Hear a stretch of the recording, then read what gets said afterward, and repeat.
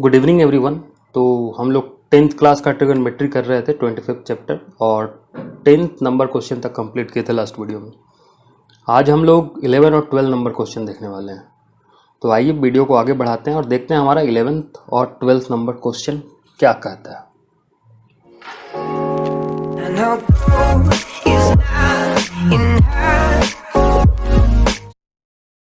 ये हमारा 11 number question है।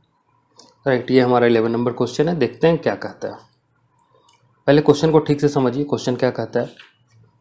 क्वेश्चन बोला है from A point on the roof of 5 storeyed building. एक 5 स्टोरीड बिल्डिंग है तो उसका रूफ पर से the angle of elevation of the top of a moment and that of angle of depression of the foot of the moment are 60 and 30। तो यहाँ पे एक बार एंगल ऑफ इम्प्रेशन मतलब ऊपर की ओर देख रहा है और एक बार नीचे की ओर देख रहा है। If the height of the building is 16 metre, let us write by calculating the height of the moment and the distance of the building from the monument. आइए क्वेश्चन को सॉल्व करना स्टार्ट करते हैं। पहले समझते हैं ये डायग्राम जो बोल रहा है वो क्या बोल रहा है। ओके, तो पहले हम लोग क्या करेंगे, एक बिल्डिंग, सपोज एक बिल्डिंग है तो मैंने एज्यूम कर लेता हूँ यहाँ पे ये आपका बिल्डिंग है, करेक्ट, और इसको एक नाम दे दिया ए बी, करेक्ट। ये एक बिल्डिंग है, ओके। और यहाँ पे बोला है एक मोनुमेंट है तो उसको भी हम लोग एज्यूम कर लेते हैं, ठीक है। सपोज वो हम लोग इस साइड एज्यूम कर लेते हैं, कलर चेंज कर देते हैं उसका, और वो सपोज ये है आपका, ठीक है। लाइन थोड़ा टेढ़ा बेढ़ा है, कोई दिक्कत नहीं। इसका नाम देते हैं सी और डी। ये जो बिल्डिंग है आपका 5 स्टोरी बिल्डिंग है, करेक्ट। अगर यहाँ से यहाँ हम एक इमेजिनरी लाइन को देखें तो this height equal to this height होना चाहिए, राइट।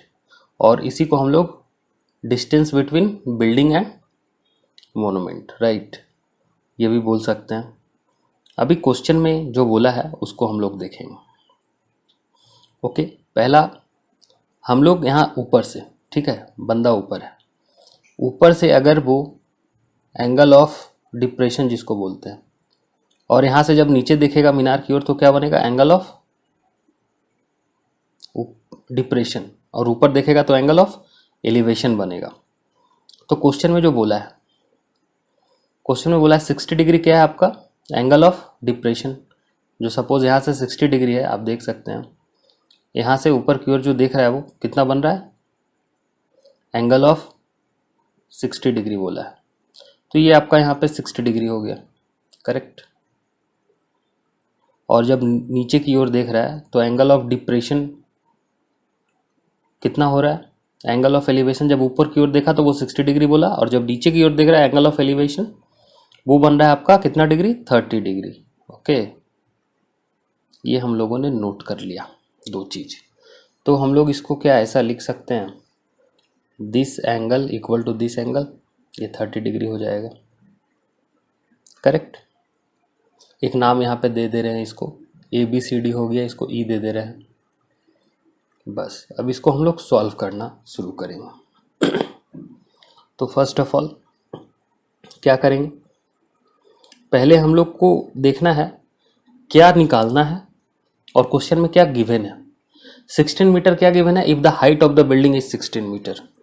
तो ये रहा बिल्डिंग का हाइट जो कि है 5 स्टोरी जो बिल्डिंग है उसका हाइट है 16 मीटर, ये क्वेश्चन में दिया हुआ है। Let us calculate the height of the moment of the moment. तो हाइट ऑफ द मोनुमेंट ये हमारा सी डी है और डिस्टेंस है बी डी, ये दो चीज़ निकालना है हम लोगों को। ओके, तो आइए, हम लोग को हाइट ऑफ द बिल्डिंग पता है क्या है, 16 मीटर। तो पहले हम लोग देखेंगे ए बी डी ट्रायंगल में, right, triangle A B D में। Okay, triangle A B D जो कि आपका ये रहा 30 डिग्री 16, और हम लोग इसको निकालने का कोशिश करेंगे। ओके, तो यहाँ पे एज्यूम करते हैं परपेंडिकुलर दिया हुआ बेस निकाल रहे हैं, करेक्ट। तो किसका, फिर से tan का हम लोग यूज़ करने वाले हैं। tan 30 इक्वल टू क्या होगा, AB बाई BD, यही होगा ना। tan 30 का वैल्यू हम लोगों को पता है क्या होता है, 1/√3, और AB हमको क्वेश्चन में गिवन है 16, BD यहाँ से निकल जाएगा। BD इक्वल टू क्या हो जाएगा, 16√3, क्रॉस मल्टीप्लीकेशन। ओके, तो ये 16√3 आपका आ गया। तो ये क्या आया, distance between monument and building, जो कि है 16√3। करेक्ट, यहाँ तक क्लियर है। अब क्वेश्चन को आप गौर से समझो। ये देखो, this height equal to this height and this length equal to this length. अगर ये 16√3 होता है, सपोज BD अगर आपका 16√3 है, तो ऑब्वियसली आपका AE भी सेम होगा। ओके, रेक्टेंगल का आप देख लो, क्या बोलते हैं उसका जो प्रॉपर्टीज़ है उसके अकॉर्डिंग। तो अब हम लोग जो देखेंगे ऊपर वाला ट्रायंगल में, राइट, तो ऊपर वाला ट्रायंगल हमारा क्या है, AEC। ओके, AEC में हम लोग देखेंगे, जहाँ पे आपका कुछ देखने में कुछ आपका इस तरीके का है। ये आपका जहाँ पे 60 डिग्री है, और ये हमारा जो निकल के आया वो 16√3। यहाँ पे इसको हमको पता करना है। करेक्ट, क्योंकि ये तो अब हम लोगों को पता है ये 16 सेम है। तो आइए देख लेते हैं, यहाँ पे भी बेस दिया हुआ है, परपेंडिकुलर निकालना है। फिर से tan का यूज़ करने वाले हैं। tan 60 इक्वल टू क्या हो जाएगा, EC by AE। Correct, AE हम लोग इसके अकॉर्डिंग निकाल लिए थे, और 60 का वैल्यू हम लोगों को पता है √3 होता है। तो EC इक्वल टू क्या हो जाएगा, 6/√3। तो EC इक्वल टू हम लोग बोल सकते हैं √3 into 16, √3 which is 2/3, that is 48। अब यहाँ से CE का जो आया वो 48 आया, और ये क्या है, यहाँ से यहाँ तक हम लोग को पता है क्या, 16 है। ओके, तो टोटल हाइट ऑफ मूवमेंट कितना हो जाएगा, 16 प्लस 48 विच इज कितना हो जाएगा आपका, प्लस कर दो 64 हो जाएगा। करेक्ट, तो ये आपका मोमेंट का टोटल हाइट आ गया 64, और ये आ गया आपका डिस्टेंस। करेक्ट, ये हमारा सॉल्व हो गया क्वेश्चन नंबर 11। अब इसी तरह से हम लोग देखेंगे कि क्वेश्चन नंबर 12 क्या कहता है। करेक्ट, आइए बढ़ते हैं क्वेश्चन नंबर 12 की ओर। तो यहाँ पे हमारा क्वेश्चन नंबर 12 दिया हुआ है। करेक्ट, देख लीजिए, यहाँ बोला है I am flying a kite having the length of a thread is 250 metre. मैं एक पतंग उड़ा रहा हूँ जो उसमें थ्रेड का जो लेंथ है वो 250 मीटर है। When the thread makes an angle of 60 degree with the horizontal line and when the thread makes an angle of 45 degree with the horizontal line, late us write by calculating in each case what is the height of the kite from me. Okay, आइए पहले question को ठीक से समझते हैं, ये question कहना क्या चाह रहा है। ओके, पहले डायग्राम को ठीक से समझिए। आप पतंग उड़ा रहे हैं, ओके, ठीक है जी, आइए पतंग उड़ाते हैं।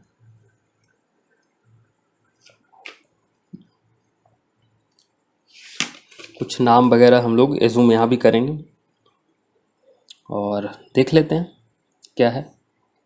सपोज ये आपका पतंग है, यहाँ पे पतंग है सपोज, ओके, और यहाँ से मैं उड़ा रहा हूँ इसको। करेक्ट, ये थ्रेड, ये क्या हो जाएगा आपका थ्रेड, और ये आपका लेंथ हो जाएगा फ्रॉम लैंड। ओके, क्वेश्चन में ही बोला है ना, ये ज़मीन है, यहाँ पे पतंग ऐसे ही तिरछा उड़ता है। तो ओके, तो लेंथ ऑफ थ्रेड कितना है आपका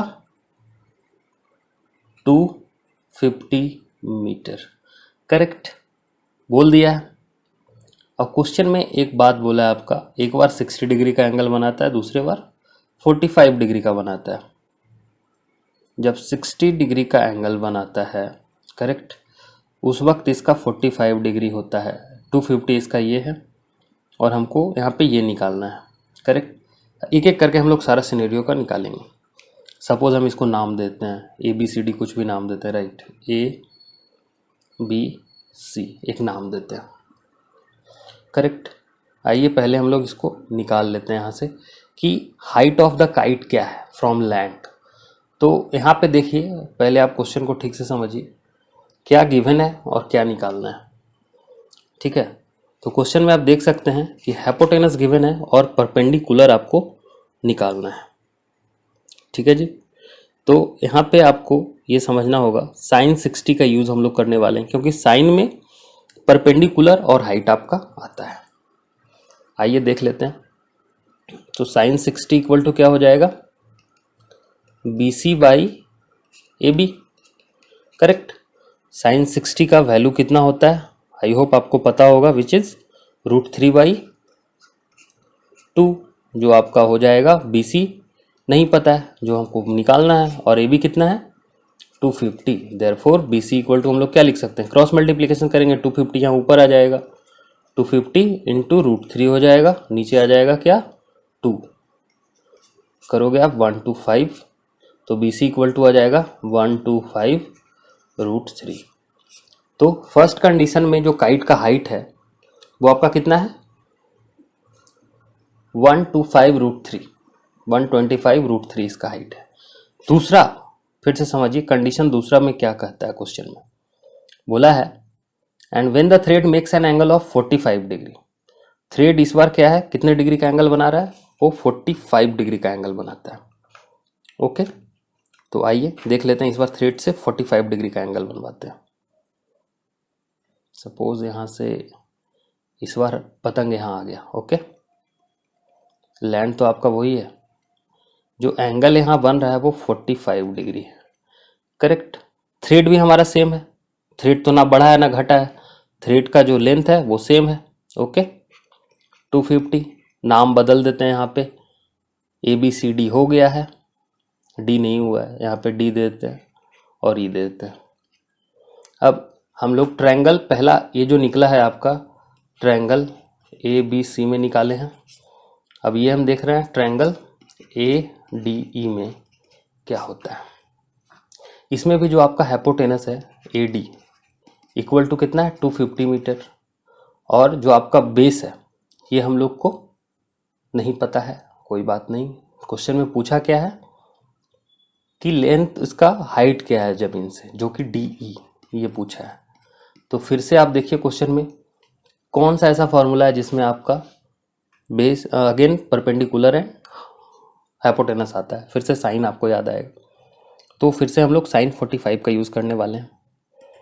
तो sin 45 इक्वल टू क्या हो जाता है आपका DE बाई AD, करेक्ट। तो sin 45 का वैल्यू कितना होता है, आई होप आपको मालूम होगा, 1/√2, विच इज़ DE नहीं पता है हम लोगों को, बट AD पता है। AD कितना है, AD 250 है, जो कि लेंथ ऑफ द थ्रेड है। तो DE इक्वल टू क्या हो जाएगा 250/√2। अब √2 रिमूव करने के लिए आपको पता है √2/√2 से मल्टीप्लाई करेंगे, तो ये आ जाएगा आपका 250 इंटू √2/2, ये हो जाएगा 125/√2, करेक्ट।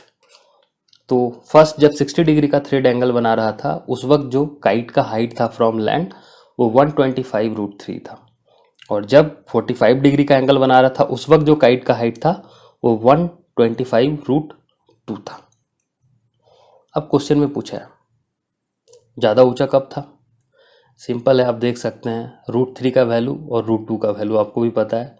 √3 का 1.7 समथिंग आता है और √2 का भी आपको मालूम है, तो ऑब्वियसली 125/√3 जो है वो लेंथ में ज़्यादा है 125/√2 से, ओके।